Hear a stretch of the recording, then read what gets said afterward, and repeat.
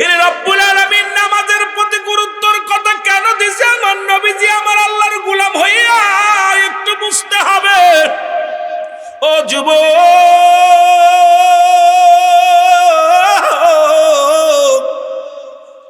এরে মুসলমান, দিনের বেলা মৃত্যু হয় না, রাত্রে মরণ হবে, এর মধ্যে কোনো সন্দেহ নাই।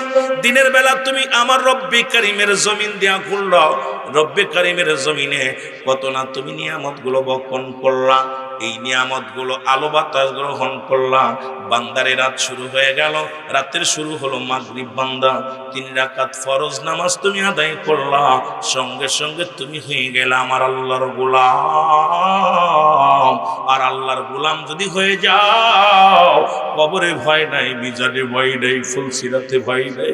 আল্লাহর গোলাম যদি হইতে পারো রে যুবক, ও যুবক, মাওলার গোলাম যদি হতে পারো, তোমার জীবনটা ধন্য হয়ে যাবে, তোমার জীবনটা বড় ধন্য হয়ে যাবে। এবার 2 রাকাত সুন্নাত নামাজ তুমি আদায় করলা, সঙ্গে সঙ্গে তুমি হয়ে গেলে আমার নবীর প্রেমিক। এখন রাতের মধ্যে যদি তোমার মরণ হয়, তুমি হবো আমার আল্লাহর গোলাম, নবীর প্রেমিক। জোরে জোরে চিল্লায়া বলা যাবে না মারহাবা। খুব খেয়াল করবেন, 2টা টাইমে মরণ হয়, একটা হলো রাত, একটা হলো দিন। 2টা টাইমে আল্লাহ নামাজ দিচ্ছে। আমার আল্লাহ নামাজ দিয়ার কারণে রাসূলুল্লাহ নামাজের প্রতি বেশি যত্নবান হয়েছে। কারণ নবীজি এমনি যত্ন, নবীর কাছে 1 নাম্বার প্রিয় ছিল নামাজ। সুবহানাল্লাহ বলেন না? তাহলে আমরা যারা নবীরে ভালোবাসি, নামাজের প্রতি গুরুত্ব থাকার দরকার আছে কিনা? আল্লাহর গোলাম হিসেবে যদি আপনারা, যদি আল্লাহর মালিক আল্লাহ মহান, আল্লাহ বড়, আল্লাহ আমার সৃষ্টিকর্তা, এটা যদি কোনো ব্যক্তি মানেন, তার কি নামাজের দরকার আছে কিনা? কথা বলেন, আছে কিনা?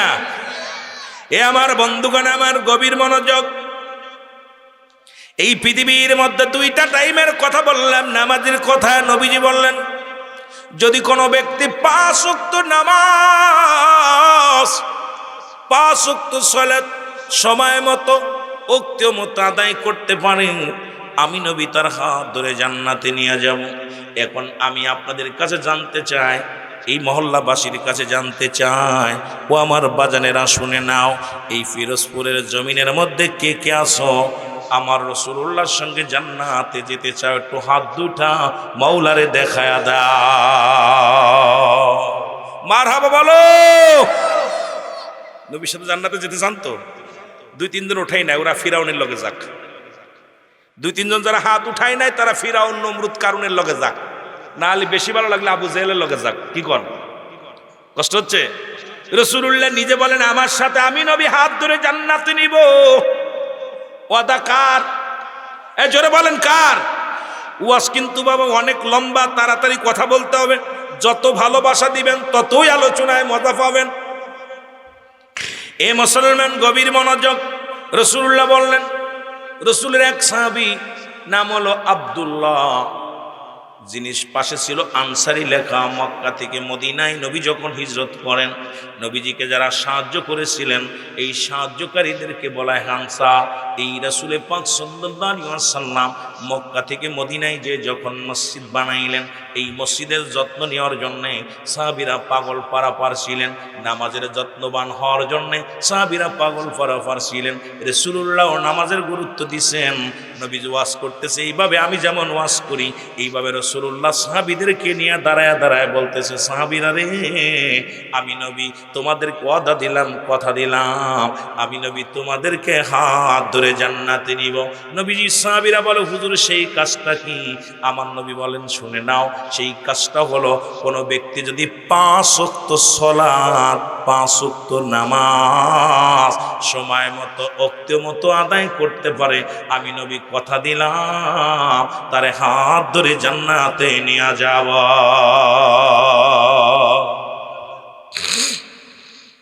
রাসূলের ওয়াদা। রাসূলের সবচাইতে গরীব সাহাবী আব্দুল্লাহ আনসারী। নাম কি? জোরে বলেন, নাম কি? আব্দুল্লাহ আনসারী। উনি বাড়ি গেলেন, বাড়ি যাওয়ার পর রাসূলুল্লাহর পিছে সালাত আদায় করে বাড়ি গেলেন। বিবি ডাকতে বলে, স্বামী এত রাত হয়ে গেল, আপনি ফিরতে কেন দেরি হলো? বলে, বিবি রে, আমার নবী আজকে চমৎকার একটা ওয়াজ করছে, রাসূলুল্লাহ ওয়াজ করছে, তুমি শুনবানি। কয় স্বামীরে, আমার নবী কি ওয়াজ করছে বলেন? আজকে যারা স্বামীরা আছেন বাড়ি যায় আপনাদের বিবিগুলো যদি জিগায় রুহুল আমিন সাহেব কি ওয়াজ করছে, ইয়াসিন আহমেদ কি ওয়াজ করছে, অমুক বক্তা তমুক বক্তা কি ওয়াজ করছে, কিন্তু আমাদের বউগুলো জিগায় না। আমাদের বউগুলো জিগায় বাজারে কি কোনো মহাল পিলি কি কোনো মেলায় ছিল, আপনারা বাদামুখ হাতে করে আনতে পারো নাই, ঠিকই না? জিগায় না, আমাদের বিবিরা জিগায় না। এরে আব্দুল্লাহ আনসারীর বিবি ডাকতে বলে, স্বামী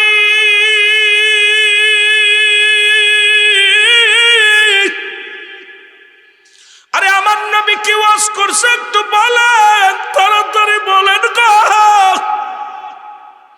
আরে সঙ্গে সঙ্গে আব্দুল্লাহ আনসারী ডাকতে বলে, বিবি রে, আমার নবী ওয়াজ করছে কোন ব্যক্তি যদি 5 ওয়াক্ত সালাত 5 ওয়াক্ত নামাজ সময় মতো আদায় করতে পারে, আমার নবী তার হাত ধরে জান্নাতে নিয়ে যাবে। জোরে জোরে চিল্লায় বলা যাবে না মারহাবা।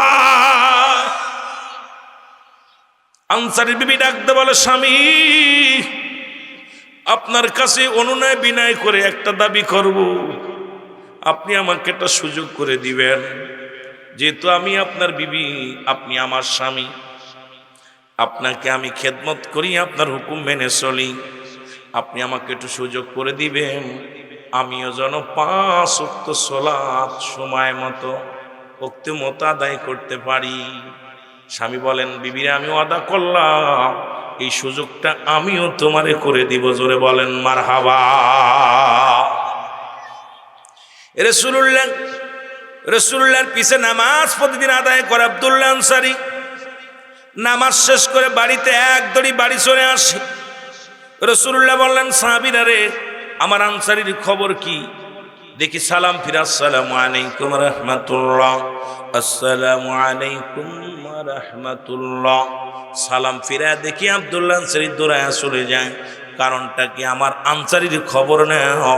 বলে, হুজুর হয়তো দুনিয়ার কোনো ঝামেলার মধ্যে আছে। বলে, না না, আমি নবী নিজেই খবর নিব। রাসূলুল্লাহ চলে গেলেন আনসারীর বাড়িতে। সালাম দা, আসসালামু আলাইকুম ইয়া আহলাল বাইত, আসসালামু আলাইকুম। 3 বার সালাম দিলেন নবীজি। 3 বারের একবারও সালামের জবাব পাইলেন না। রাসূলুল্লাহ মনে বড় কষ্ট পাইয়া ফিরে চলে আসলেন। ও আমার বাবারা, আমার বন্ধুরা আমার, এখন তো পর্দার বিধান মানি না। পর্দার বিধান যদি মানি, কোনো ঘরে যাইয়া সালাম দিলে অনুমতি যদি না পাও, সালামের জবাব না পাইলে ঘরে ঢোকার এখতিয়ার নাই। আজকে একটা বাড়ি সালাম রেওয়াজ নাই, আজকে একটা বাড়ি অনুমতি নাই, পর্দা নাই। মুসলমানদের বাড়িগুলো হয়েছে নাস্তিকদের বাড়ির মতো। জোরে বলেন ঠিক কি না? এরে আল্লাহর নবী রওনা হয়ে গেলেন। পিছন থেকে আনসারী বলে, আসসালামু আলাইকুম, আসসালাম ইয়া রাসূলুল্লাহ। এর সময় থাকতে দমে দমে, সময় থাকতে দমে দমে মৌলার ডাকো না, কলব তোমার জিন্দা রবে, মরণ হবে না। বলো, কলব তোমার জিন্দা রবে, দেহ খানি জিন্দা করে শুইতে পারো যদি অন্ধকারে, দেহ খানি জিন্দা করে শুইতে পারো যদি অন্ধকারে। অন্ধকার অন্ধকার রয় না, হবে আলোর বাসনা। কলব তোমার জিন্দা রবে, মরণ হবে না। বলো, কলব তোমার, বলা খাই করে ভাই, একটু জোরে জোরে বলেন, কলব তোমার, গলা টান দেয়, একটু মহব্বতে বলেন, কলব তোমার। ইংলিশে বলে হার্ট, আরবিতে বলে কল, বাংলায় বলে হৃৎপিণ্ড। এইটাকে পবিত্র করো, মারহাবা বলো। কলব তোমার জিন্দা রবে, মরণ হবে না। বলো, কলব তোমার জিন্দা রবে। নামাজ রোজা পুঁজি করে যাও যদি বাই অন্ধকারে, হালাল খাইয়া দেহ গড়ে যাও যদি ভাই অন্ধকারে, অন্ধকার কি অন্ধকার রবে, হবে আলোর বাসনা। কলব তোমার জিন্দা রবে, মরণ হবে না। বলো কলব তোমার, আরো জোরে জোরে বলেন, কলব তোমার জিন্দা রবে, মরণ হবে না। ওর সময় থাকতে, আল্লাহ তাআলার সময় থাকতে দয়াল নবীর করো যত না। কলব তোমার জিন্দা রবে, মরণ হবে না। বলো কলব তোমার।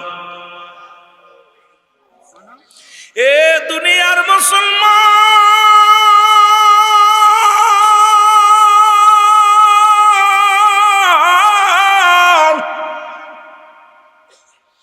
যে কথাগুলো বলি দিলের কান্ডা লাগা শোনো।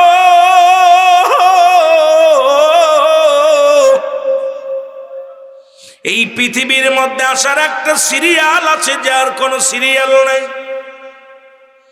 এই পৃথিবীর মধ্যে আসার একটা সিরিয়াল আছে, যার কোনো সিরিয়াল নাই। দেখা যায় বাবা জিন্দা, সন্তান দুনিয়ার মধ্যে নাই। দাদা জিন্দা, নাতি দুনিয়ার মধ্যে নাই। নাতির কোলে দাদার লাশ, নাতি দাদার কাঁধে নাতির লাশ, বাবার কাঁধে সন্তানের লাশ, সন্তানের কাঁধে বাবার লাশ। রব্বুল আলামিন কখন যেন কে চলে যায়। পৃথিবীর মধ্যে তিনটা বিপদ, প্রত্যেকটা মানুষের জীবনে তিনটা বিপদ। নাম্বার 1 হলো মানুষের মরণ, নাম্বার 2 হলো কবর, নাম্বার 3 হলো কিয়ামতের ময়দান। জোরে জোরে চিল্লায়া বলা যাবেন আল্লাহু আকবার। যদি সময় পায় পরে যাব আলোচনা, আমার মূল আলোচনার দিকে যেতে হবে। আমার বন্ধুগণ, আমার যেটা বলতেছিলাম, পৃথিবীর মধ্যে আসার একটা সিরিয়াল আছে, যার কোনো সিরিয়াল নাই। দুইটার সময় মানুষের মৃত্যু হয়, একটা হলো রাতের বেলা, একটা হলো দিনের বেলা। ও যুবক, দিন শুরু করেছি, রাতও শুরু করলাম, দিন শেষ করলাম, রাত শুরু করেছি, রাতও হয়তো কারো শেষ হবে, কারো শেষ হবে না। আগামীকাল সূর্যোদয় হবে কেউ বলতে পারি না। আপনার আমার জন্য পরবর্তী সময় কি নিয়ামত বয়ে আনতেছে আপনি নিজেও জানেন না, আমিও জানি না। এখান থেকে বাড়ি যেতে পারবো কেউ বলতে পারি না, এখান থেকে ঘরে ফিরে যাব স্ত্রী পুত্রর কাছে কেউ জানি না। ও যুবক, ও আমার বাবারা, আমার দিলের কান্ডা লাগা শুরু। এর দুইটা টাইমে মানুষের মরণ হয়,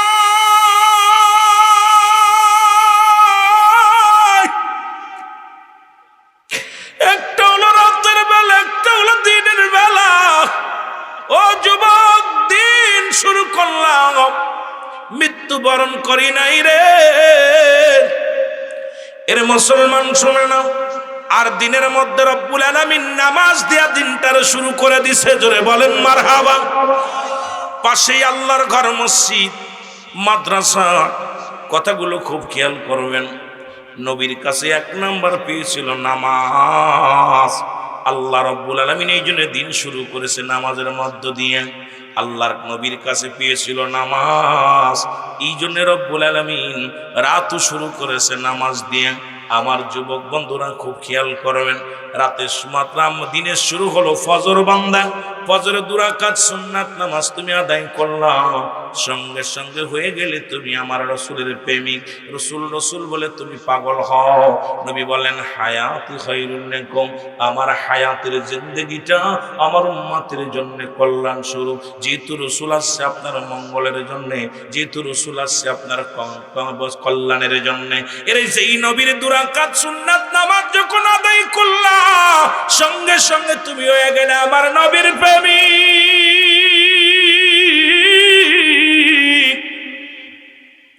ও যুবক, এইবার 2 রাকাত ফরজ নামাজ তুমি আদায় করলা, সঙ্গে সঙ্গে তুমি হয়ে গেলে আমার আল্লাহর গোলাম। এখন যদি দিনের মধ্যে তুমি মরণ হয়, তোমার মরণটা হবে আমার নবীর প্রেমিক আল্লাহর গোলাম। জোরে জোরে চিল্লায়া বলা যাবে না মারহাবা। নবীর প্রেমিক বইলা দাবি করো, শুধু 3 বেলা দাড়ি শেভ করো। নবীর প্রেমিক বইলা দাবি করো, সুন্নাতের গরমিল করে চলো। আল্লাহর গোলাম বলে দাবি করো, আল্লাহর হুকুম অমান্য করে চলো। তোমার কি মরণের চিন্তা হয় না? কবরের চিন্তা হয় না? এই কবরের যদি চিন্তা হয়, এই মরণ একদিন হবে, এর মধ্যে কোনো সন্দেহ নাই। আমার বাজানেরা খুব খেয়াল করবেন, এত দমক, এত অহংকার, এত মস্তানি কই থেকে আসে? জীবনের প্রথম কাপড় পরিধান করেছেন অন্যের সাহায্যে, আবার জীবনের শেষ কাপড় পরিধান করবেন অন্যের সাহায্যে। এ মুসলমান, এই চিন্তা যার মধ্যে আছে, এই মানুষটা তো জীবনে অহংকার করতে পারে না। এই মানুষটা তো বিনয় হওয়া লাগবে, কারণ জীবনের শেষ ঠিকানা, জীবনের শেষ ঠিকানা হলো আপনার আমার অন্ধকার কবর। জোরে জোরে চিল্লায় বলা যাবেন আল্লাহু আকবার। ছিলাম ওই মুফতি আমজাদ আলী সাহেব, শুধু নয়, এই মৃত্যুর যন্ত্রণা এত কঠিন, এই মৃত্যুর যন্ত্রণা এত কঠিন, যেটা মরিয়াম আলাইহিস সালাম, ঈসা আলাইহিস সালাম, যখন ঈসা আলাইহিস সালাম মা মরিয়ামকে জিন্দা করলেন, জিগাইল, বাবা মা গো, ও মা মরিয়াম, তোমার মৃত্যু যন্ত্রণা কেমন হয়েছে রে মা গো? কয়, মা বাজান রে, আমার তোমার দুনিয়া আনতে যত কষ্ট না হয়েছে, আমি মরিয়ামের মনে হলো আমার দেহ থেকে চামড়াটা কে যেন জোর করে ছিনিয়ে নিয়ে গেছে। আমার দেহ থেকে চামড়াটা যেন কে যেন গা থেকে জীবিত মানুষের খুলে নিয়ে গেছে। এত যন্ত্রণা আমি অনুভব করেছি। আর মুসলমান, আল্লাহ বলে, আজরাইল তাড়াতাড়ি যাও, ঈসা নবীরে জানায় আসো তার মার রূহটা কেমনে করে নেওয়া হয়েছে। ঈসা নবীর কাছে আসলেন আজরাইল আলাইহিস সালাম, ডাকতে সালাম দা, আসসালামু আলাইকুম নবী ঈসা। আগে বলো আজরাইল, আমার মার রূহটা কেমনে বাইর হয়েছে? ডাকতে বলে, হুজুর আপনি তো জানেন আমার পা থাকে জমিনে, মাথা থাকে আসমানে, তামাম পৃথিবীর পানি যদি ঢেলে দেয়া হয় একটু পানি করে পড়বে না জমিনের মধ্যে। আমি এত বড় দানব। এ আমার আল্লাহর নবী শুনে নেন, আপনার মায়ের রূহটা বাইর করেছি, সামান্য শুধু হাত মুবারক রেখেছিলাম মাথার উপরে। মায়ের বুকে দুধ খাইতে খাইতে যেমনি ঘুমায় যায়, আপনার মায়ের রূহটা আমি তেমনি বাইর করেছি। ঈসা নবীর মা চিৎকার মেরে ডাকতে বলে, মরিয়াম আলাইহিস সালাম, বাবা ঈসা রে, এই মৃত্যু যদি এত কঠিন হয় রে,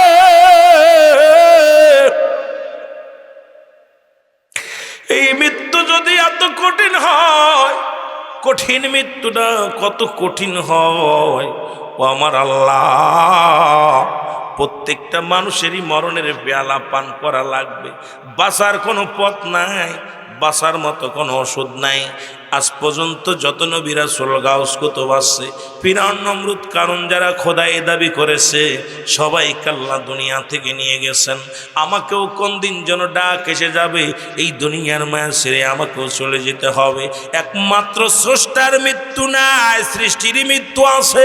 যেহেতু সৃষ্টিকুলে আমরা দুনিয়ার মধ্যে আগমন করেছি, এই মরণের পেয়ালা পান করতেই হবে, এর মধ্যে কোনো সন্দেহ নাই। জোরে বলেন ঠিক কিনা? আমার মরণ আসিবে কখন কেউ তো জানি না। আমার আরো জোরে জোরে চিল্লায় বলেন, আমার মরণ আসিবে কখন কেউ। এই যে আমি চলে যাব, আমায় তোমরা বইলা যাইও না, আমি চলে যাব। আরো জোরে বলেন, আমি চলে যাব, আমায় তোমরা না। আমার মরণ আসিবে কখন কেউ তো জানি না, আমার মরণ। টাকা পয়সা দালান কোটা যাহা করেছি, সব কিছু ফেলাইয়া আজি একাই চলেছি রে আমি, সব কিছু ফেলাইয়া আজি একাই চলেছি। আমি যাবার কালে ভেবে দেখি আমার কেহ নাই, আমি যাবার কালে ভেবে দেখি আমার আমার মরণ আসিবে কখন কেউ তো জানি না। ডানে বামে মাটি আমার মাটির বিছানা, ডানে বামে মাটি। এরে মুসলমান, কার জন্য তুমি সুদ খাও? কার জন্য তুমি ঘুষ খাও? ও যুবক, কার জন্য তুমি অন্যায় করো? কার জন্য ব্যভিচার করো? এই দুনিয়ার কেউ তোমার নয়, তোমার নয়। ওই যে বললাম কুল্লু মান আলাইহা ফান। আল্লাহ কয় বান্দারে, এই জমিনটা আমি সব শেষ করে দিব। এই জমিনের মধ্যে যা কিছু আছে আমি আল্লাহ চূর্ণ বিচ্ছিন্ন করে দিব। এই জমিনের মাটিগুলো পুরা আমি তামা বানায়া দিব।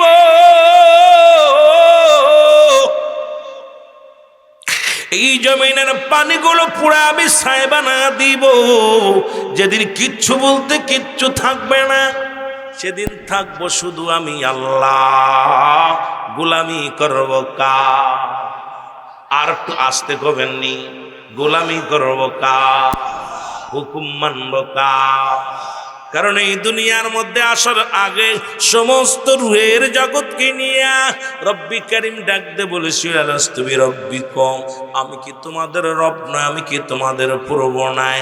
সবাই বলেছিলাম কালু বালা, স্বীকার করলাম আপনি আমাদের রব, আপনি আমাদের মালিক। সুতরাং সবাই তো স্বীকার করলাম আপনি আমাদের প্রভু, আপনি আমাদের মালিক। যদি মালিক মেনে আসো, মালিকের কাজ যদি না করো বেতন পাওয়া সম্ভব নয়।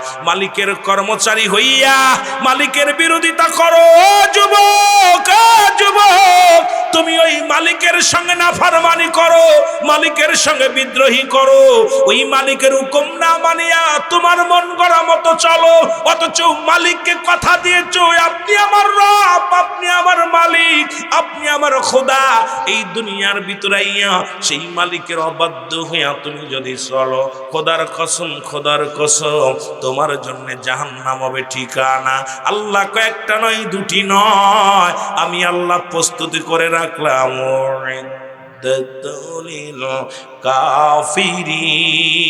কাফিরিন।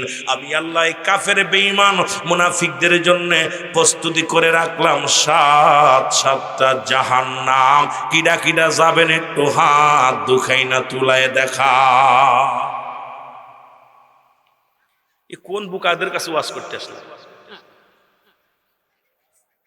বুঝলেননি? কোন জগতে আসলে? আহারে ওয়াজ শুনতেছে, কয় সুর শুনতেছি খালি বয়া বয়া। আমি কলাম কিডা কিডা জাহান্নামে যাবেন প্রস্তুতি করে রাখছে কাফের বেঈমান মুনাফিকদের জন্য, নাফরমানদের সঙ্গে নাফরমানীদের জন্য আল্লাহ 7টা জাহান্নাম প্রস্তুতি করে রাখছে। তা বললাম কিডা কিডা যাবেন? 7 উঠেছে, আমরা যাব। তাহলে ওয়াজ কারে শোনাইতেছি? এই জন্য আমি মাঝে মাঝে একটা গজল গাই খুব, ও রাসূল দেখা যান, ও নবী দেখা যান গো, তামাম পৃথিবী বইরা গেছে, সারা পৃথিবী বইরা গেছে, ইবলিস শয়তান নবী দেখা যান, ও নবী দেখা যান গো, নবী দেখা যান, ও নবী দেখা যান। আরো জোরে জোরে বলেন, ও নবী দেখা। এই সারা বাংলা বইরা গেছে, তামাম বাংলা বইরা গেছে, নবীজি ইবলিস শয়তান নবী দেখা যান, ও নবী দেখা যান। মসজিদেতে আজান দিলে লোক যায় না জামাতে, টিভি আর বিসিআর লইয়া আসে তামাশাতে, মসজিদেতে আজান দিলে মুসলমান যায় না যে জামাতে, মোবাইল ফোন আর টিভি লইয়া আসে তামাশাতে।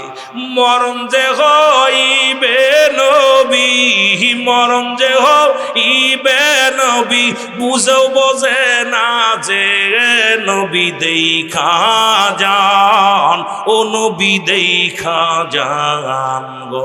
তামাম পৃথিবী বইরা গেছে, সারা পৃথিবী বইরা গেছে, নবী বিলি শয়তান নবী দেখা যান, ও নবী দেখা। পর্দা নারী মানে না যে, শ্রদ্ধা নাই দেশেতে,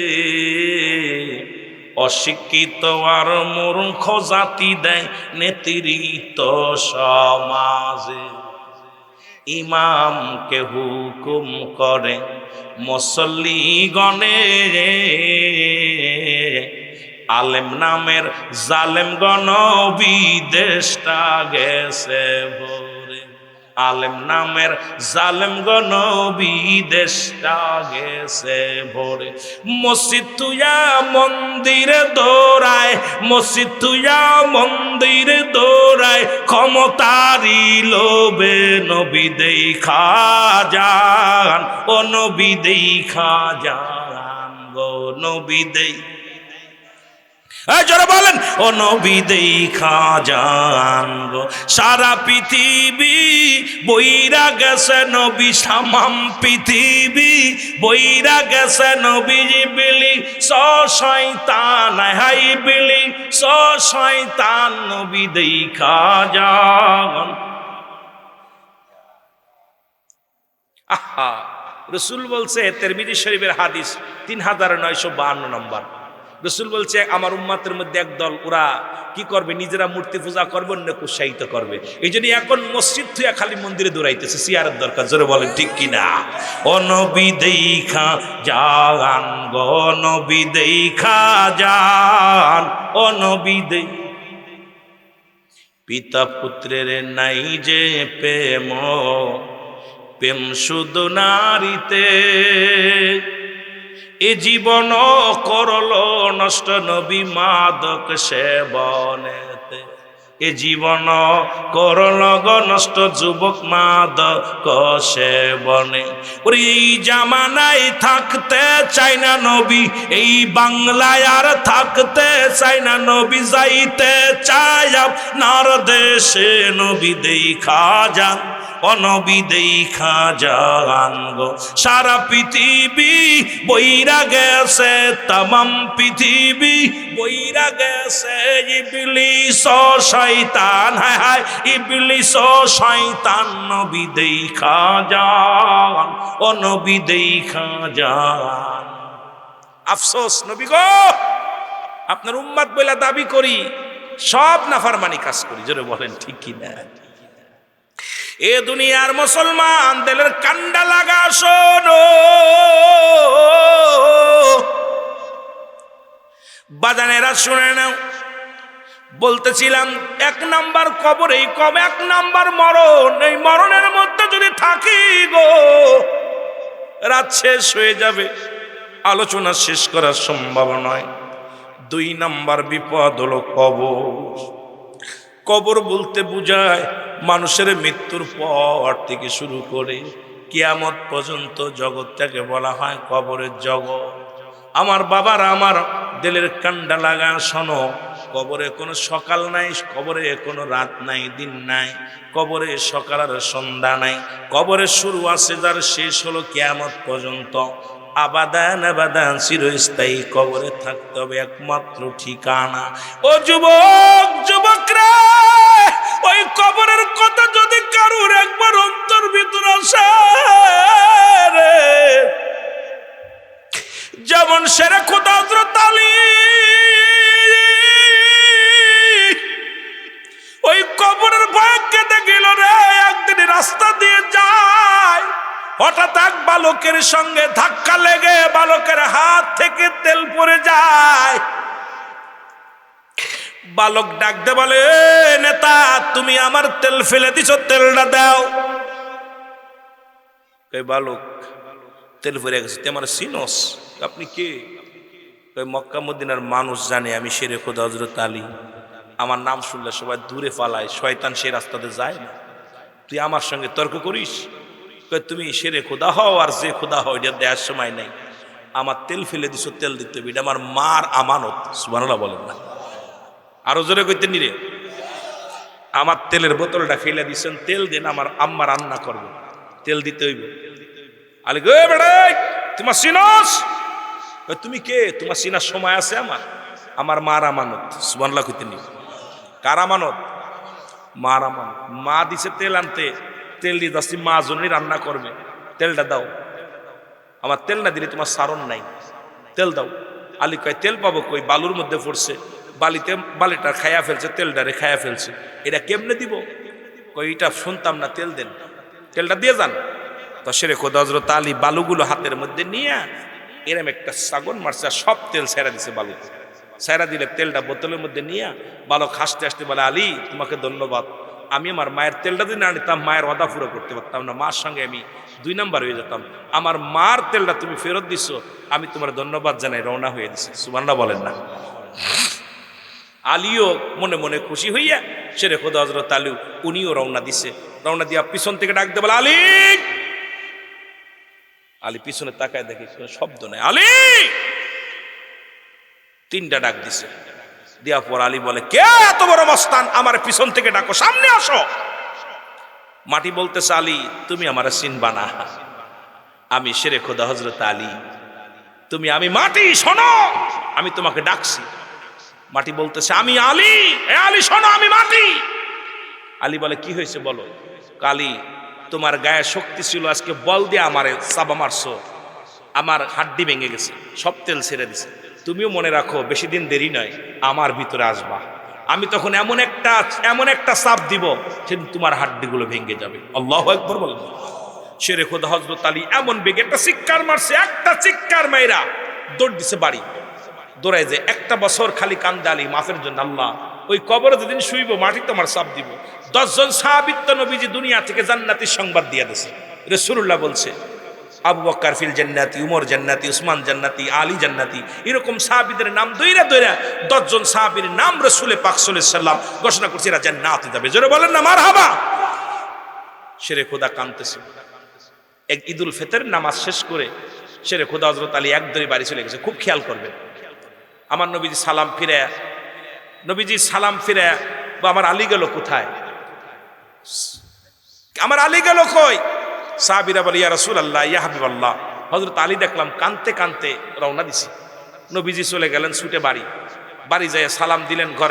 ঘরে থেকে ফাতেমা রাদিয়াল্লাহু তাআলা বলে, মা আব্বা জান, আপনার জামাতা তো কানতেছে, আজকে অজার নয়নে কানতেছে, জামাত শেষ করে আইসা অজার নয়নে কানতেছে। আমার নবী বলে, আলী রে তুমি কানতেছো কেন?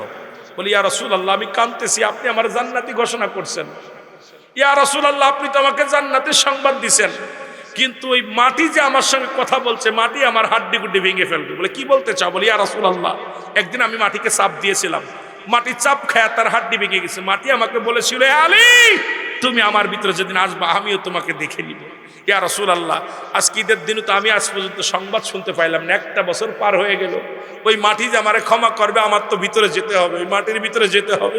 ওই মাটি যেদিন আমার সঙ্গে দুর্ব্যবহার করবে, ইয়া রাসূলুল্লাহ, আপনি তোমাকে জান্নাতের সংবাদ দিয়েছেন, কিন্তু এই কবর থেকে আমি কেমনে রক্ষা পাবো?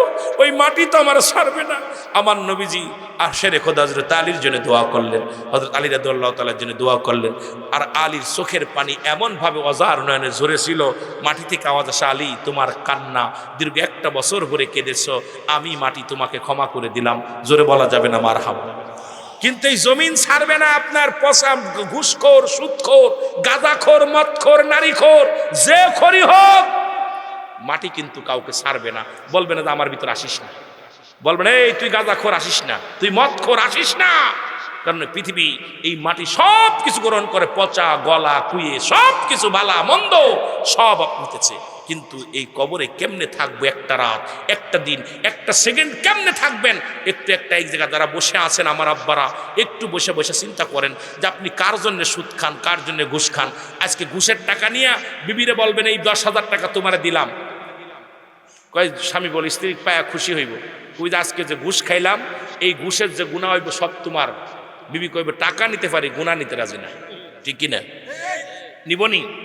ছেলেরা বলবেন বাজান বন্ধু বান্ধব নিয়ে ঘুরবা, আমি তো এই সুদের কারবার করি, 10,000 টাকা দিলাম, যত গুণা তোমার এই গুণা হবে। বাবা তোমার টাকা দাও আমার, কিন্তু গুনার বাগদা নিব না। মেয়েরে বলবেন মেয়ে নিবে না, ছেলেরে বলবেন ছেলে নিবে না, ভাইরে বলবেন ভাই নিবে না। তাহলে আপনার গুনার ভাগ কেউ নিবে না, অর্থের ভাগ সবাই নিবে। তাহলে চিন্তা করেন যে এই দুনিয়ার মধ্যে যাদের জন্য আপনি সুদ ঘুষ জিনা ব্যভিচার অন্যায় করতেছেন, আপনার বলতে কেউ নাই, পাপের ভাগটা কেউ নিবে না। আপনি অফিসে বইয়া ঘুষ নিয়ে পকেট ভারী করে চলে আসতেছেন, বাজার করে ভালো মন্দ বাজার করে নিয়ে চলে আসতেছেন, ছেলে মেয়ে খাচ্ছে, বিবি খাচ্ছে, এলাকার মধ্যে বড় ওরে অফিসারের বউ, অফিসারের ছেলে, অফিসারের মেয়ে, কিন্তু আল্লাহর কসম একটা পাপের ভাগ আপনার মেয়েও নেবে না, ছেলেও নিবে না, আপনার বিবিও নেবে না, আপনার ভাই বন্ধু কেউ নিবে না। যদি পাপের কথা শোনে সবাই বলবে খাইতে রাজি, পাপ নিতে রাজি নয়। সুতরাং আপনার আমার জিন্দেগি, এই মিছে মিছে জিন্দেগি, অন্যায় করতেছি, জুলুম করতেছি, এই পাপের ভাগটা কে নিবে? আমার ভাইয়েরা, আমার বন্ধুরা, আমার ওই কবরে যেদিন শোয়া দিবেন, শোয়া দেওয়ার পর অনেক লম্বা আলোচনা। ইন্তেকালের পরে আপনার অঙ্গ প্রত্যঙ্গ পরে থাকবে, তখন দৌত করবে, কাফন পরাবে, কাফন পরাবে, জানাজা করবে, লাশ দাফন করে যখন চলে আসবে, লম্বা আলোচনা আগেই বললাম, সংক্ষিপ্ত করেও শেষ করতে পারবো না। এমন সময় কবরের ভিতরে একজন ফেরেশতা আসবে, যার নাম হলো নোমান ফেরেশতা। আসিয়া ডাক দিয়ে উঠাইবে, সালাম দিবে, আসসালামু আলাইকুম, এ মহিবুর রহমান সাহেব ওঠো। দুইটা কাগজ থাকবে হাতের মধ্যে, একটা হলো নেকির কাগজ, একটা হলো বদির কাগজ। ডাক দিয়ে বলে, বান্দাই নাও এই কাগজটা দেখো। উনি দেখবে 40 বছর, 80 বছর, 50 বছর কত রাকাত নামাজ পড়ছে, কত ভালো কর্ম করেছে, কোথায় যাকাত দিছে, কোথায় ইসলামের জন্য নিবেদিত ছিল, কোথায় ভালো কথা বলেছে, দান খয়রাত করেছে। এই কাগজটা তার মধ্যে পায় বান্দা বড় খুশি হবে, চিন্তা করবে আরে আমি ভালো কর্ম করেছিলাম। বলে বান্দা লিখে দাও, যার যার আমল নামা তার লেখা লাগবে। আমার দরদি বন্ধুরা শুনে নেন, ফিরোজপুরবাসীরা, যার যার আমল নামা তার লেখা লাগবে। ওই যে কেরামন কাতিবিন যে আমল নামাটা লিখে রাখছে, এটা ওই সীমাবদ্ধ এখানে থাকবে না। যার যার আমল নামা দিন টিপসই চলবে না, কোনো মূর্খতা চলবে না। ওদিন বললে লাদ্রি কিচ্ছু জানি না, আসলিম নিরাপত্তা দাও, এদিক কোনো কাজে লাগবে না। লাদ্রি লাদ্রি কয়া কাজ হইব না, মুসলমান শুনে নাও। ওদিন বলে বান্দা তুমি লিখে দাও। আমি লিখবো কেমনে, আমার কাছে তো কলম নাই। বলে বান্দারে কলম হলো তোমার ডান হাতের শাহাদত আঙ্গুল মোবারক। জোরে জোরে চিল্লায় বলা যাবে না আল্লাহু আকবার। এই ডান হাতের শাহাদত আঙ্গুল মোবারক, এগুলো তো ভাই মনে করলে ভালো হতো। ডান হাতের শাহাদত আঙ্গুল মোবারক, মারহাবা বলো না। এবার বলবে আমি কলম পাইলাম, আমার কাছে তো কোনো কালি নাই। বলে বান্দা কালি হলো তোমার মুখের থুতু মোবারক, মারহাবা বলো। এখন এই মুখের মধ্যে যদি বিড়ি দাও, গাঁজা দাও, মদ দাও, কালি যদি নষ্ট হয়ে যায় কলম চলবে না। তদ্রূপ মুখের থুতু মোবারক যদি অপবিত্র হয়ে যায়, এই কালি নষ্ট হয়ে যাবে, লেখা সম্ভব হবে না।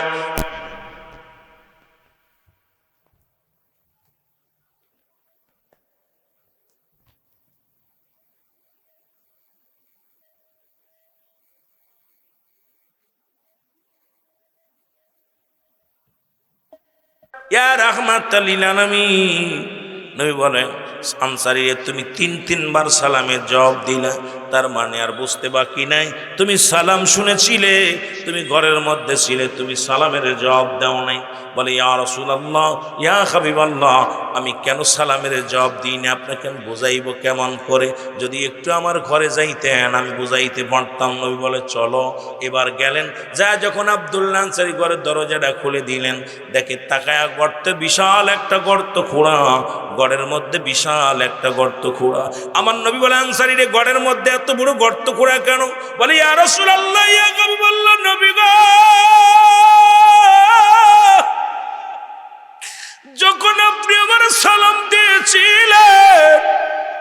তখন ওই গর্তের মধ্যে আমি আনসারী উলঙ্গ অবস্থায় ছিলাম নবী গো। এই কারণে আপনার সালামের জবাব দিতে পারি নাই। নবী কয় কি বলতে চাও? বলি ইয়া রাসূলুল্লাহ, ইয়া হাবিবাল্লাহ, আমাদের স্বামী স্ত্রী মিলে মাত্র একখানা কাপড়, যখন আমি কাপড় পরে মসজিদে চলে যাই আমার বিবি উলঙ্গ হয়ে গর্তের মধ্যে বয়া থাকে। আবার যখন নামাজ শেষ করে বাড়ি ফিরি আমি এই গর্তের মধ্যে ঢুকি কাপড়খানা খুলে দিই, আমার বিবি এইটা পরে নামাজে দাঁড়ায় যায়। আপনি যখন আমার সালাম দিয়েছিলেন তখন আমি উলঙ্গ অবস্থায় গর্তের মধ্যে ছিলাম আর আমার বিবি নামাজগত ছিল, এই কারণে আপনার উত্তর দিতে পারি। আমার নবী চোখের পানি ছেড়ে বলেন আনসারী রে, তুমি কি শুনাইলা রে? ওই আব্দুল্লাহ আনসারী আয় আয় রে, আমি নবী কথা দিলাম রে তোদের স্বামী স্ত্রী দুজনকে নিয়ে আমি নবী জান্নাতে প্রবেশ করব। জোরে জোরে চিল্লায় বলা যাবে না মারহাবা।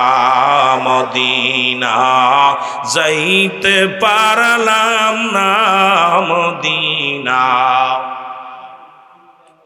সার ব্যবস্থা নাই, মদিনা যাইতে পারলাম না, মদিনা দেখতে পারলাম না। বল মদিনা যাইতে পারলাম না, মদিনা আমি অসহায় তাই এত দূরে রই, ভালো অসহায় তাই এত দূরে রই, দূর থেকে সালাম জানাই। বলো দূর থেকে সালাম জানাই, মদিনা যাইতে পারলাম না, মদিনা আরো জোরে বলেন মদিনা যাইতে না, মদিনা মদিনার নাম কত মধু,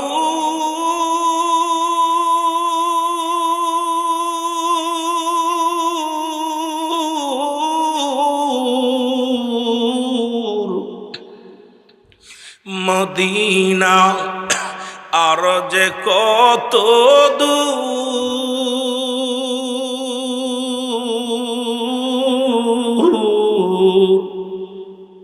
ওই মদিনার পথের দুলি, ওই মদিনার পথের দুলি মাখতে পারলাম না, মদিনা যাইতে পারলাম না, মদিনা আওয়াজ দিয়ে বলেন মদিনা মদিনা দেখতে পারলাম না। বল মদিনা যাইতে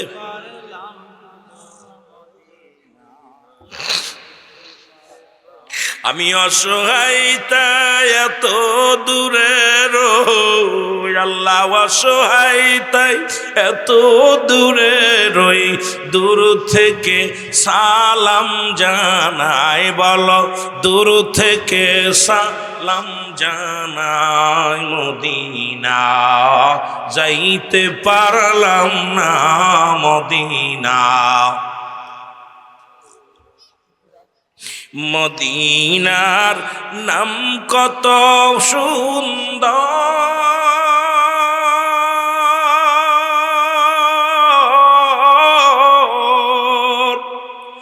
মদিনা কেড়ে সে অন্ত,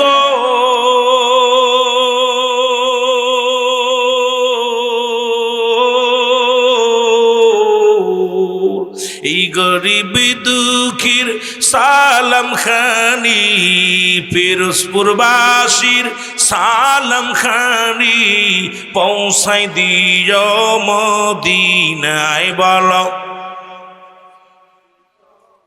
আরো জোরে বলেন পৌঁছাই দিও মদিনায়, মদিনা যাইতে পারলাম না, মদিনা দেখতে পারলাম না মদিনা যাইতে পার।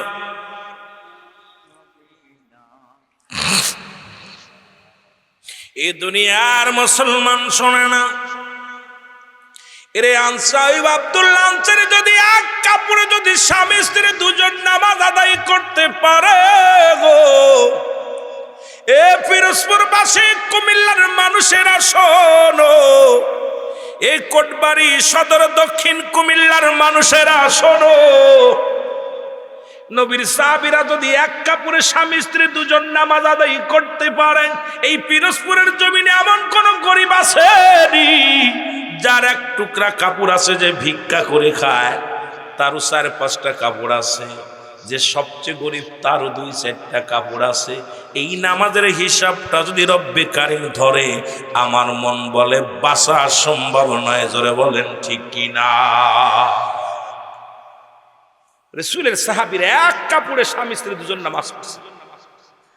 একটা কাপড়, স্ত্রী পড়ছে, স্বামী উলঙ্গ, স্বামী পড়ছে, স্ত্রী উলঙ্গ, তবু নামাজ ছাড়ে নাই। কারণ নামাজ কার হুকুম? জোরে বলেন কার? আল্লাহর হুকুম। আল্লাহ নামাজ পড়লে বেশি পছন্দ করে, নামাজটা আদায় করলে রব্বে কারিম খুশি। এই যে নবীর কাছেও 1 নাম্বার প্রিয় ছিল নামাজ। মারহাবা বলেন না?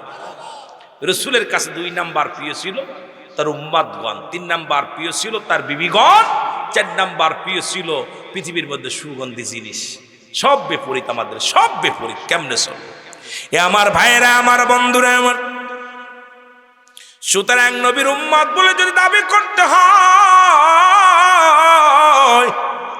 নামাজের গুরুত্ব দরকার আছে কি না? আজ থেকে নামাজ পড়বো না, কে কে একটু হাত তুলে দেখান।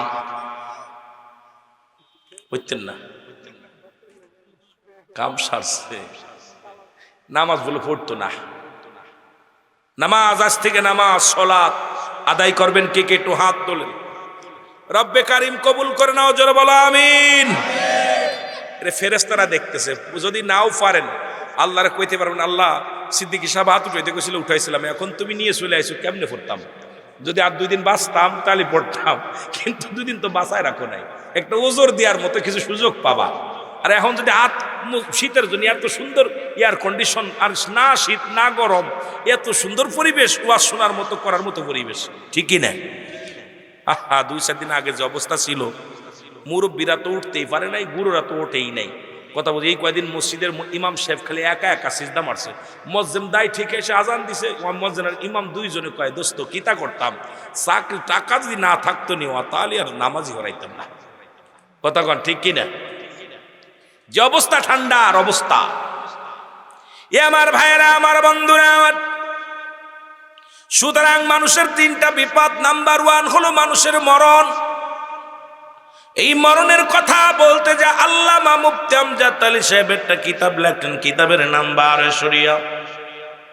এই কিতাবের মধ্যে উনি লেখলেন, মানুষ যখন সাধারণ মৃত্যুবরণ করে, 70টা তাজা উটের গায়ের চামড়া জবাই না করিয়া উল্টো দিকে টান দিয়া লবণ আর মরিচ লাগায় দিলে যতটুকু যন্ত্রণা হয়,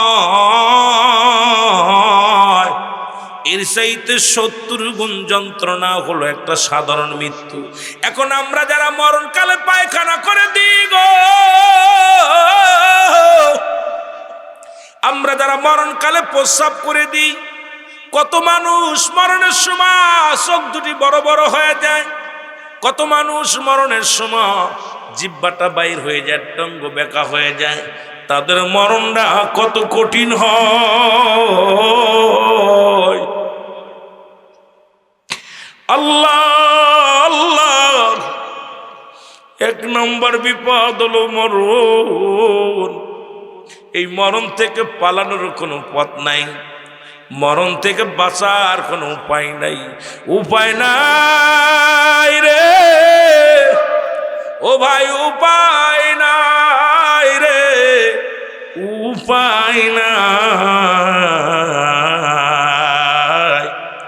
মরণ থেকে পালাবার সুযোগ নাই। এ আমার ভাইরা, আমার বন্ধুরা, আমার আদম আলাইহিস সালাম থেকে শুরু করে এই পৃথিবীর মধ্যে যত পয়গম্বর আছে গো,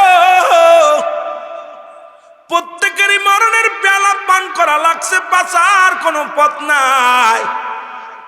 ও আমার বাবারা শুনে নাও, শুনে নাও, একটু দিলের কান্ডা লাগা শুনে নাও। সহজ মৃত্যু যদি এত কঠিন হয়, আহারে মরণ, এই কঠিন মরণটা কেমনে হয়?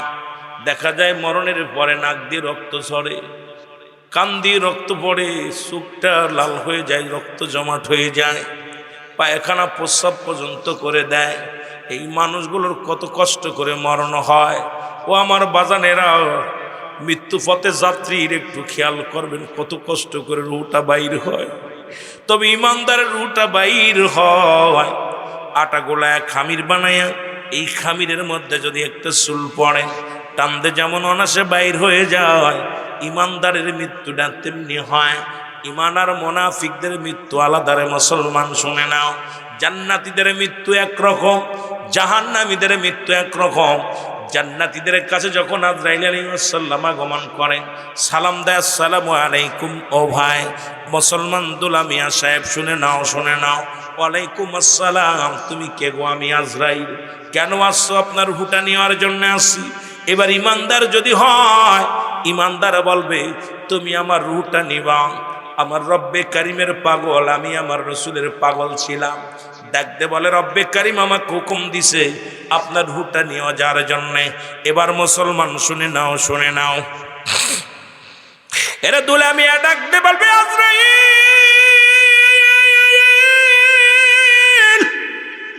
তুমি আমার নিতে আইছো গো। আজরাইল কোন জায়গা দিয়ে প্রবেশ করবা? আজরাইল বলবে, আপনি আপনার মুখ দিয়ে প্রবেশ করতে চাই।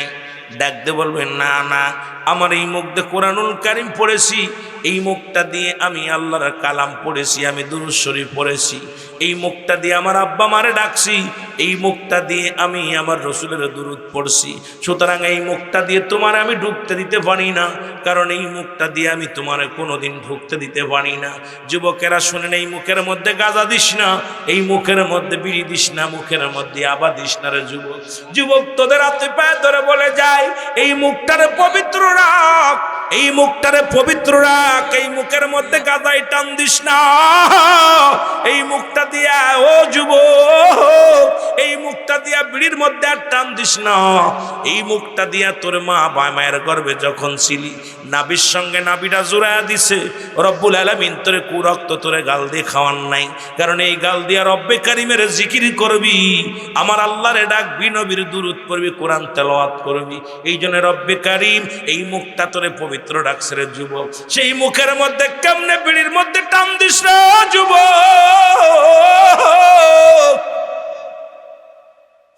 এই মুখ দিয়া কেমনে মুখের মধ্যে গাঁজা গুলি দাও, এই মুখের মধ্যে কেমনি আবা দাও, এই মুখটা দিয়া কেমনে, ও যুবক, কেমনে তুমি মিথ্যা কথা বলো, এই মুখ দিয়ে ফাইসা কথা বলো, এই মুখ দিয়ে কাউকে গালি দাও। এই মুখটারে পবিত্র রাখলে বান্দা, আর এই মুখের থুতু মুবারক হবে কালি। কালি যেদিন কবরে যেদিন শোয়া দিবে, সেদিন ওই মুখের থুতু মুবারক কাজে লাগবে রে যুবক। আমি আপনাদেরকে বইলা যায়, আজরাইল বলবে আমি একটু মুখ দিয়া ঢুকবো, কয় ঢুকতে দিব না, কয় চলে যাবে চোখের কাছে। চোখ বলবে, আজরাইল দাঁড়াও, এই চোখ দিয়ে আমি তোমার ঢুকতে দিতে পারবো না, কারণ এই চোখ দিয়ে আমি দুনিয়ার কোনো বেগানা নারী দেখি নাই। এই চোখটা দিয়ে আমি দুনিয়ার মধ্যে, এই দুনিয়ার মধ্যে আমি আল্লাহর ঘর দেখে দেখি আমি মসজিদে হেঁটে যাইতাম। এই চোখ দিয়ে দুনিয়ার কোনোদিন আমি সিনেমা দেখি নাই, এই চোখ দিয়ে কোনো নারী নাচানো দেখি নাই, এই চোখ দিয়ে কোনোদিন ফাইসা নারী দেখি নাই। আমার এই চোখ দিয়ে আমি খোদার কোরআন দেখে দেখে পড়েছি, আলেম ওলামারে দেখেছি, মার মুখের দিকে তাকাইছি, বাবার মুখের দিকে তাকাইছি মায়ার নজরে। কোনোদিন আমি অন্যায় কোন দিকে এই দৃষ্টিশক্তি দিই না। সুতরাং আমার চোখ দিয়ে তোমার ঢুকতে দিতে পারি না। আজরাইল ফিরে যাও, চলে যাবে মুসলমান কানের কাছে। কান বলবে, আজরাইল দাঁড়াও, আমার এই কান দিয়ে কোনোদিন আসলে বেফানা গান শুনি নাই। এই কান দিয়ে কোরআন আলেম ওলামা যখন আলোচনা করতো, আলোচনা শুনতাম, কোরআন থেকে তেলাওয়াত তো শুনতাম, সত্যের কথাগুলো বলা হতো, আমি এই কান দিয়ে শুনেছি। জীবনে কোনোদিন গান বাজনা শুনি নাই, এই কান দিয়ে আমি কোনোদিন ফাহিশা কথা শুনি নাই, সুতরাং আমার এই কান দিয়ে তোমার ঢুকতে দিতে পারি না। চলে যাবে মুসলমান হাতের কাছে হাত, বলবে আজরাইল দাঁড়াও, এই হাত দিয়ে আমি কোনোদিন গানের প্যান্ডেলে টাকা দিই নাই, এই হাত দিয়ে আমি কোনোদিন জোয়ার প্যান্ডেলে টাকা দিই নাই, আমার এই হাত দিয়ে কোনোদিন নটপটি দিয়ে টাকা দিই না, এই হাত দিয়ে কোনোদিন আমি ফাহিশা কাজে কোনোদিন টাকা পয়সা উড়াই নাই, এই আমার এই হাত দিয়ে দান ধ্যান করেছি, মসজিদে দান করেছি, মাদ্রাসায় দান করেছি, আমার এই হাত দিয়ে গরিব অসহায় মানুষের সাহায্য করেছি, আমার এই হাত দিয়া দুনিয়ার মধ্যে ইসলামের কল্যাণের জন্য কাজের জন্য ব্যয় করেছি। সুতরাং আমার এই হাত দিয়ে ঢুকতে দিতে পারবো না। চলে যাবে মুসলমান মাথার কাছে, মাথা বলবে আজরাইল দাঁড়াও, আমার এই মাথা দিয়ে দুনিয়ায় অন্য কোনো মানুষকে সেজদা করি নাই, দুনিয়ার অন্য কারো সেজদা করি নাই, একমাত্র প্রভু, একমাত্র আমার আল্লাহ, সেই রব্বে কারিমের সেজদায় নত হয়ে রব্বে কারিমকে ডেকেছি। সুতরাং আমার মাথা দিয়ে তোমার ঢুকতে দিতে পারি না। আজরাইল চলে যাবে পায়ের কাছে, পা বলবে আজরাইল দাঁড়াও, আমার এই পা দিয়ে কোনোদিন আমি গান বাজনার দিকে যাই নাই, অন্যায় দিকে পাটা বাড়াই নাই।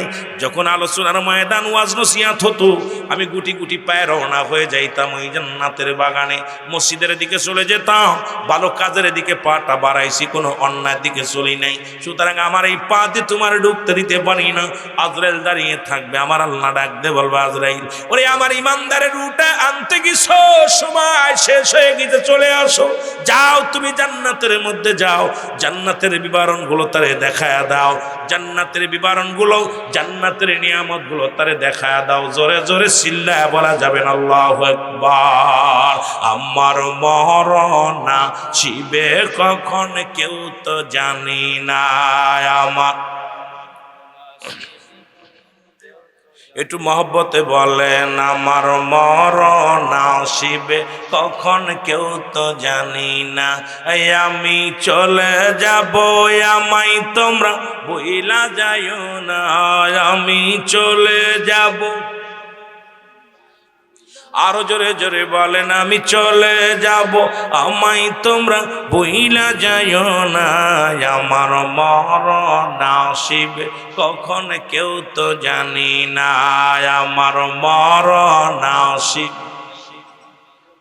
একটু জোরে জোরে চিল্লায় বলেন, আমার মরণ আসিবে কখন। টাকা পয়সা দালান কোটা যাহা করেছি, সব কিছু ফেলাইয়া আজি একাই চলেছি রে, আমি সব কিছু ফেলাইয়া আজি একাই চলেছি, আমি যাবার বেলায় ভেবে দেখি আমার কেহ নাই, আমি যাবার বেলায় ভেবে দেখি। আরো জোরে বলেন, যাবার বেলায় ভেবে দেখি আমার কেহ নাই, আমার মরণ আসিবে। ডানে বামে মাটি, আমার মাটির বিছানা, ডানে এ বাজারে একটু জোরে জোরে বলো, ডানে বামে মাটি, আমার মাটির বিছানা, ডানে। এই পৃথিবী চিরদিনই থাকার জায়গা নয়, কুল্লু মান আলাইহা, সব শেষ করে দিবে কে? এই পৃথিবী চিরদিনই থাকার জায়গা নয়, অন্ধকার কবর যে তোমার আসল ঠিকানা রে মানুষ, অন্ধকার কবর যে তোমার। আরো জোরে বলেন, এই পৃথিবী চিরদিনই থাকার জায়গা নয়, অন্ধকার কবর যে তোমার আসল ঠিকানা, ডানে বামে মাটি, আমার মাটির বিছানা, ডানে আয় হায়, ডানে বামে মাটি। এ দুনিয়ার মুসলমান,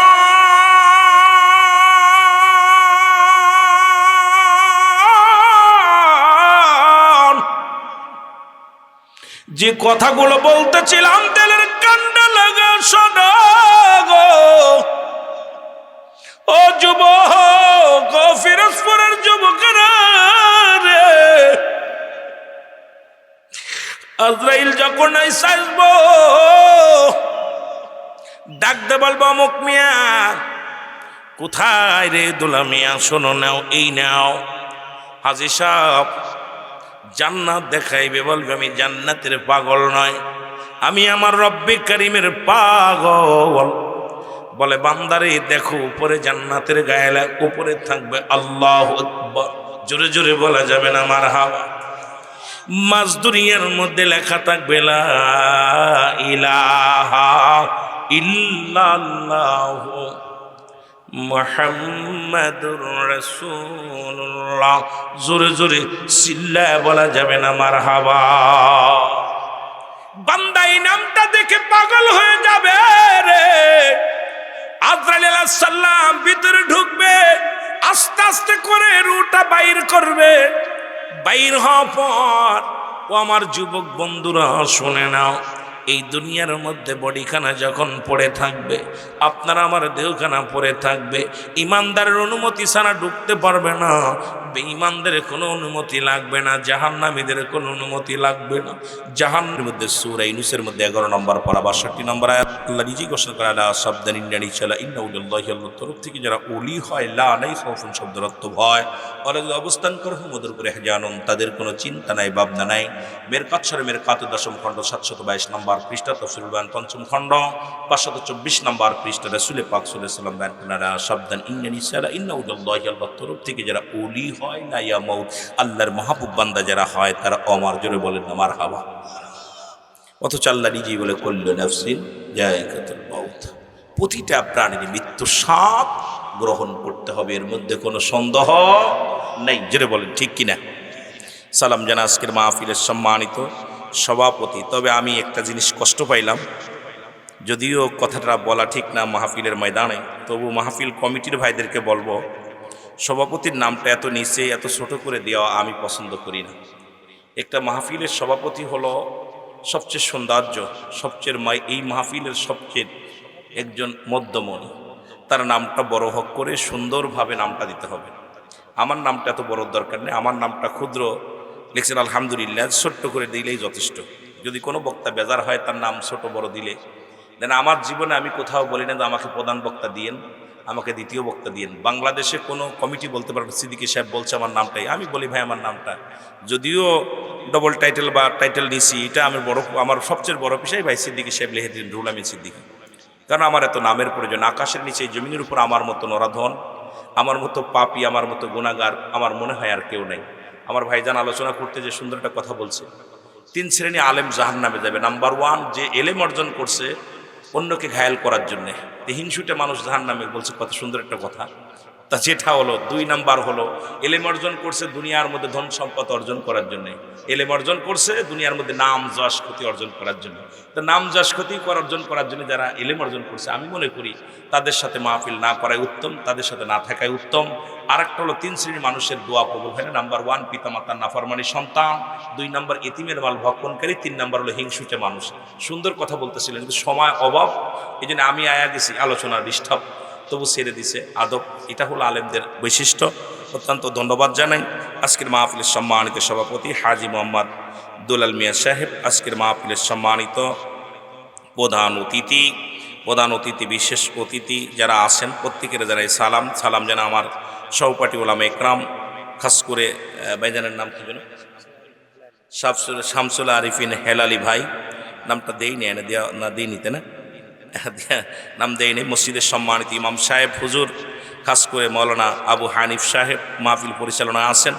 আজকের মাহফিলের মধ্যমণি যিনি প্রধান আকর্ষণ আপনাদের মাঝে আসবে, আমার শ্রদ্ধেয় বড় ভাই, আপনাদের এলাকার চাঁদপুরের রত্ন, চাঁদপুরের গৌরব, অত্যন্ত সুন্দর আলোচনা করেন এবং আহলে সুন্নাত ওয়াল জামাতের একজন কর্ণধার, আশিকে রাসূল জনাব হযরত মাওলানা মুফতি SM ইয়াসিন আহমেদ আল হুয়াসি সাহেব, উনি আসবেন একটু পরেই, উনি আসবেন। রব্বুল আলামিন ওনার হায়াতের মধ্যে বরকত দান করুক, সকল বলুন আমিন। সালাম জানাই সামনের কৃষ্ণ শেখান যাকে রামদান প্রাণ মুসলমান ভাই বন্ধুগণ, পর্দারের মা বোনেরা, সকলকে সালাম জানা, আসসালামু আলাইকুম রাহমাতুল্লাহি ওয়া বারাকাতুহু। আমার কমিটি দুইটা অকশন দিয়েছে, একটা হলো হুজুর একটু জিকির করাবেন, দ্বিতীয় হলো কবর হাসর মরণের একটু ওয়াজ করবেন। যেহেতু আমি আমার কমিটির বাইরে তো যেতে পারি না। আমাকে আসার পরই বলছে হুজুর এই ওয়াজটা একটু করবেন, আর আসার সময় বারবার বলছে হুজুর একটু জিকির দিবেন। এই জন্য আমি জানেন যে আমিরুল আমিন সিদ্দিকী সালাম দিয়ে ওয়াজ শুরু করি, কারণ আমি সময় নষ্ট করার পক্ষে না। কারণ আমার আলোচনা হলো আমি 5টা মিনিট আপনাদের নষ্ট করতে চাই না। আসার সঙ্গে সঙ্গে মানে ধর ছাগল পাতা খা, কথা বুঝলেননি, মানে পাড়াও সারা খাওয়ানোর সারা, এটা হলো আমার অভ্যাস। কারণ আমার উস্তাদ আপনাদের আবু নাসির জিয়াদি সাহেব, মৌলানা আপনার মৌলানা সালাউদ্দিন সাহেব, যাদের সঙ্গে আমি চলেছি, আসার পর হুজুর ফোন দিয়েছে, হুজুর নিজেই ফোন দিয়েছে, আবু নাসির জিয়াদি সাহেব, সে মানে বাংলার বাঘ বলা হয়, সিংহ বলা হয়, যিনি উনি মনে একদম মানে কি বলবো যে তার ভাষায় বলতে পারে, সিদ্দিক সাহেব কোথায় আছো, কি অবস্থা। এই যে মহব্বতের মানুষগুলো, তারা আমাদেরকে শিক্ষা দিছে, যেটা সেই শিক্ষায় আমরা শিক্ষিত হয়েছি। তবে সবচেয়ে বড় শিক্ষা হলো আপনাদের দোয়া এবং ভালোবাসা চাই, জোরে বলেন ঠিক কিনা। মহব্বতের সঙ্গে দুরূদ শরীফ পড়ুন, আল্লাহুম্মা। ওলামা একরাম উপরে আসবেন, ওলামা একরাম উপরে আসবেন, ওলামা একরাম সব উপরে আসবেন। আমার আলেম ওলামা যারা মসজিদের ইমাম আছেন উপরে অনেক জায়গা আছে, আপনার দয়া করে অনুরোধ করবো, আমি তো সবাই চিনি না, দয়া করে ওলামা একরাম যারা আছেন ভিতরে আসবেন।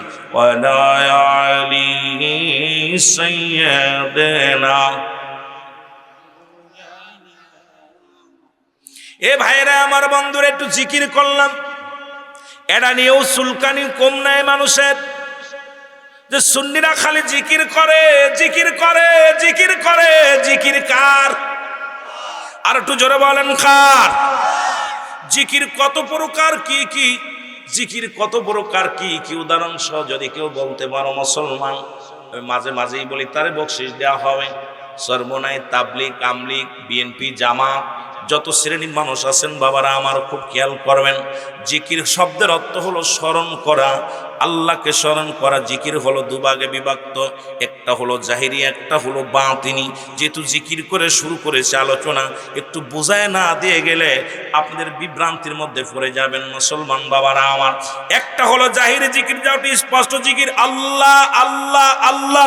বাতিনি জিকিরটা হলো চুপে চুপে জিকির। ও যুবক, দেখা যায় মসজিদের কোণে বইয়া, ঘরের মধ্যে বইয়া টুকটুক করে জিকির করা হয়, চুপে চুপে জিকির করা হয়। এই বাতিল জিকিরটা আবার দুভাগে বিভক্ত, একটা হলো ঠোঁট বন্ধ জিহ্বা চালু, আর একটা ঠোঁটও বন্ধ জিহ্বাও বন্ধ। মানব দেহের বাম দুধের নিচে একটা হাড়, হাড্ডি নিচে একটা গোস্ত, আরবিতে বলে কল্ব, ইংলিশে বলে হার্ট, বাংলায় বলে হৃৎপিণ্ড। এটা যাদের পবিত্র, সমস্ত দেহ রাজ্য পবিত্র। এই কলব নামের বস্তুটা যদি পবিত্র হয়ে যায়, সমস্ত দেহর মধ্যে আল্লাহ আল্লাহ জিকিরে জারি হয়ে যায়। জোরে বলেন না মারহাবা। এই জন্য 6 লতিফা জানার দরকার। 6 লতিফা জানলে ওয়াজ শুনতে মজা লাগে। আলোচনার মধ্যে এই লতিফাগুলো কার কোথায় বাড়ি, কার কি চাহিদা, কথা বলছেনি, প্রত্যেকটা নফসের চাহিদা আছে। কোন নফসের কি চাহিদা, এই চাহিদাগুলো মানুষের বোঝানোর দরকার আগে। আমার বন্ধুগণ, আমার গভীর মনোযোগ। এই জন্য এই কলবের মধ্যে দেখেন, যাদের জিকির জারি হয়ে গেছে, কলব যাদের জিন্দা হয়ে গেছে, তার অঙ্গ প্রত্যঙ্গ রব্বে কারিমের জন্য পাগল হয়ে গেছে। এই জিকির আবার কিতাবের ভাষায় 4 ভাগে বিভক্ত। মুসলমান শুনে নেন, তিরমিজি শরীফের 2য় খণ্ড 175 নম্বর পৃষ্ঠা। যদি কারোর বাড়ি কিতাব থাকে মিলায় আনিবেন। এতদিন জিকির করেছেন আল্লাহ, আল্লাহর জিকির না গো না, এই জিকিরটার নাম হলো ইসমে জাতের জিকির। জোরে জোরে চিল্লায় বলা যাবে না মারহাবা। এখন চরমোল আগেই বললাম, চরমোনা, মানিকগঞ্জ, সারসিনা, ফুরপুরা শরীফ, দেওয়ানবাগ, বান্ডারি, তাবলিগ, আমলিগ, জিকিরটাকে জানতে হবে, তারপরে ব্যঙ্গ করতে হবে। জিকির কোনো বাবার নয়, জিকির কোনো পীরের নয়, জিকির কোনো মৌলবীর নয়, জিকির কোনো আলেম সাহেবের নয়, জিকির হলো আমার আল্লাহর। জোরে বলেন ঠিক কিনা, আর একটু জোরে বলেন। এই যতদিন দেখেন আল্লাহ আল্লাহ জিকির না, এই জিকিরটার নাম হলো ইসমে জাতের জিকির। আল্লাহ আল্লাহ আল্লাহ। আলহামদুলিল্লাহ বলেন। বাইহাকি শুআইবুল ঈমানের 1ম খণ্ড 337 338 নম্বর পৃষ্ঠা। দলিলগুলো নিয়ে যাবেন, আগে পৃষ্ঠাগুলো গণবেন। এই কিতাবের মধ্যে এতদিন জিকির করেছেন মুসলমান, 337 338 নম্বর পৃষ্ঠার মধ্যে এতদিন জিকির করেছেন কালেমার জিকির। নো, কালেমার জিকির নয়, এই জিকিরটার নাম হলো নাফি জাতের জিকির। লা ইলাহা ইল্লাল্লাহু মুহাম্মাদুর রাসূলুল্লাহ। খালি জিকির করছেন, নাম জানেন না, নামগুলো কয়া যায়। কারণ যেহেতু জিকির দিয়ে শুরু করছি, সব দিন তো জিকির করে শুরু করি না, যেহেতু করা শুরু করছি একটু কয়া দিই। কষ্ট পাচ্ছেন?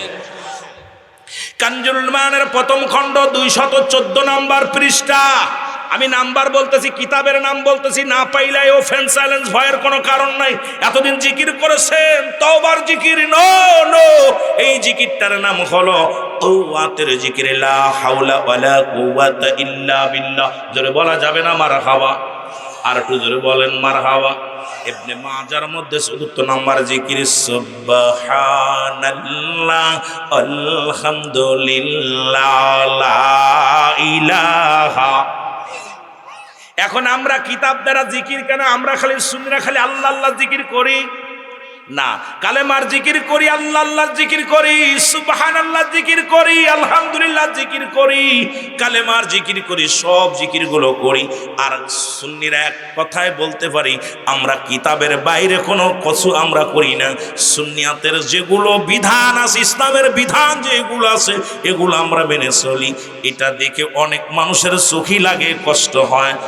আলেম ওলামা শুধু সুন্নিরা খালি বন্ডামি করে না রে বাজান, না, সুন্নিরা কোনো বন্ডামি করে না, কারণ ইরা রব্বে কারিমের জন্য পাগল। জোরে জোরে বলেন ঠিক কিনা? সুতরাং এইটা নিয়ে বিস্তারিত আলোচনা করতে গেলে সময় লাগবে। আমি খালি প্রকারভেদটা বলে গেলাম। আমার বাজানেরা, এই যে 4 ভাগে বিভক্ত করে দিয়ে গেলাম জিকির, জাগে একটা কথা বুঝায় দিক, জিকির শব্দের অর্থ হলো স্মরণ করা। কি করা? স্মরণ করা। এই জিকির করবেন সকাল সন্ধ্যা রাত দিন 24 ঘন্টা, অন্তরে অন্তরে সবসময় জিকির করবেন, আল্লাহ আল্লাহ আল্লাহ আল্লাহ আল্লাহ। খাইতে বসতে সবসময় আল্লাহ আল্লাহ আল্লাহ। রব্বে করিমের নামে যদি কুরবানি হতে পারো, রব্বে করিমের যদি গোলাম হতে পারো, তোমার জীবনটা আবার ধন্য হয়ে যাবে। জোরে বলেন মারহাবা। আর একটু জোরে বলেন মারহাবা। এখন এক শ্রেণী আলেম বলবো, হুজুর এটাও করলাম, কিন্তু এই যে মাথা ঝাঁকাইলেন, এটা তো মানতে পারি না। আমি কইলে সবচেয়ে বড় বেকুব, কারণ ও খুব বেকুবের বাচ্চা, বেকুব। কারণ আল্লাহকে ডাকার সময় সবচেয়ে বেশি জিকির করে কোরআনের পাখিগুলো, যারা কোরআনুল কারীমের গোলাম, যারা কোরআনের হাফেজ। দেখুন, বিসমিল্লাহির রহমানির রহিম, ইন্নাল্লাযীনা ক্বালু রাব্বুনাল্লাহু সুম্মা ইসতাকামু তাতানাজ্জালুল মালাঈকাতু আল্লাহু এত ঢুলা ঢুল চড়ে জিগাইবেন, ঢুললি কেন? এই তোরা, আমরা তো অল্প ঢুললাম আল্লাহ আল্লাহ কয়া, ওরে জিগাইবেন তুমি কেন মাথা জাকাইলা? ও বলবে আমি জাকাই নাই, কারণ কোরআন এমন একটা মধু, কোরআন এমন একটা জাদু, যে আল্লাহর কালাম যখন পড়ি কে যেন ঝুলিয়ে দেয়, কে যেন আমারে পাগল বানায়। আমার নিজের ব্যক্তিগত পাগল হই না, আমার রব্বে কারিম পাগল বানায়। জোরে বলেন ঠিক কিনা? যখন আমরা আল্লাহরে ডাকি, আল্লাহ আল্লাহ আল্লাহ আল্লাহ, সমস্ত অঙ্গ প্রত্যঙ্গ আল্লাহর জন্য নিয়ে যায়। জোরে বলেন ঠিক কিনা? তবে ওই ব্যক্তির না বুঝার কারণে শুধু আপনাদের দুর্নাম দিবে। এবার কবেন, হুজুর এটাও মানলাম, কিন্তু এই যে আপনারা সামা বলেন, ও মুসলমান, সামা বলা জায়েজ না। এক কান কিতাব যদি পারো হ্যাডাম থাকে নিয়ে আসো। গজল গান জায়েজ নাই, ইসলামী সঙ্গীত গান জায়েজ নয়। একটা কিতাব দেখাও। কারণ আমরা যখন গজল গাই, রসুলের 2 বছর রসুলের পাক সাল্লাল্লাহু আলাইহি ওয়াসাল্লাম মেম্বারে বয়া খুতবা দিতেন, আর একটা মেম্বারে বইয়া সাহাবীদের, মুসলমান নবীজিকে নাচ শোনাতেন, হাম শোনাতেন, কবিতা আবৃত্তি করে শোনাইতেন। আমরা যখন আল্লাহ আল্লাহ জিকির করি, সাথে কিছু রাসূলের প্রেম, আল্লাহর গুণকীর্তন, সামা, আল্লাহ আল্লাহ আল্লাহ আল্লাহ আল্লাহ মেহেরবান কে পারে বুঝিতে তোমার শান, আল্লাহ আল্লাহ আল্লাহ আল্লাহ। জিন্দা কে মারিতে পারো, জিন্দা কে মারিতে পারো, মরার দিতে পারো জানার, মরার দিতে পারো জান, কে পারে বুঝিতে তোমার শান, আল্লাহ আল্লাহ আল্লাহ আল্লাহ। 1,24,000 পয়গম্বর বানাইয়া তোমার দোস্ত রাসূলুল্লাহ রাখছ তারে লুকায়া রে, রাখছ তারে লুকায়া। আয় আল্লাহ আল্লাহ।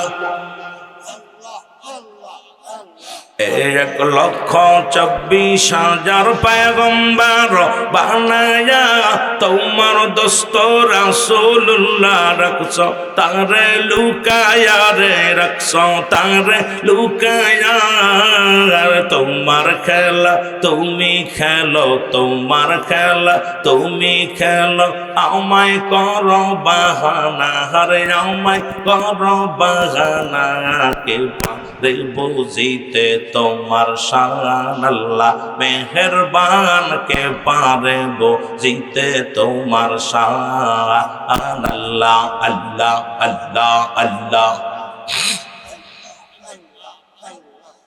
আর জিন্দা কে মারিতে পারো জিন্দা কে মারিতে পারো মরার দিতে পারো জানার মরার দিতে পারো জান কে পারে বুঝিতে তোমার শান আল্লাহ আল্লাহ আল্লাহ আল্লাহ আল্লাহ আল্লাহ আল্লাহ আল্লাহ আল্লাহ আল্লাহ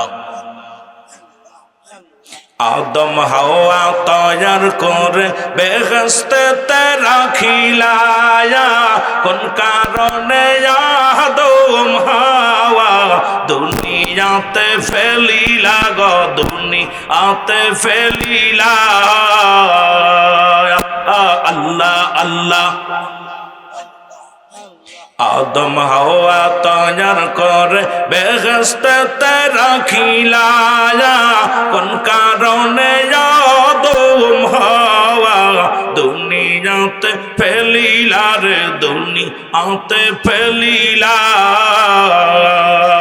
আরে তোমার খেলা তুমি খেলো তোমার খেলা তুমি খেলো অন্য করো বাহানা হরে অন্য করো বাহানা কে পারে বুঝিতে তোমার শান আল্লাহ আল্লাহ আল্লাহ আল্লাহ